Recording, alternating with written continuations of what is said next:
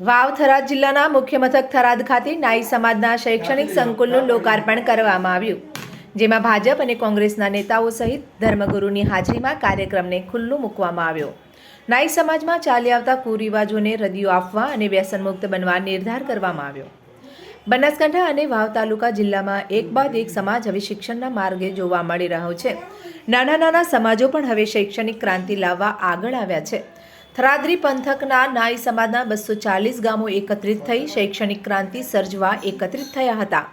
સમાજના ધર્મગુરુ સેના આચાર્ય સ્વામી અચલાનંદજી મહારાજના અધ્યક્ષસ્થાને કાર્યક્રમ યોજાયો હતો, જેમાં મોટી સંખ્યામાં સમાજ બંધુઓ ઉમટી પડ્યા હતા.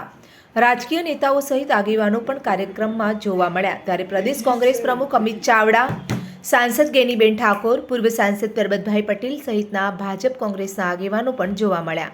શૈક્ષણિક સંકુલના લોકાર્પણ પ્રસંગે સમાજના ધર્મગુરુએ વ્યસન મુક્ત બનવા યુવાનોને અપીલ કરી હતી. તો સાથે સાથે આગામી સમયમાં નાઈ સમાજનું પણ સામાજિક બંધારણ રચાશે તેવા મુદ્દે ચર્ચાઓ પણ થઈ.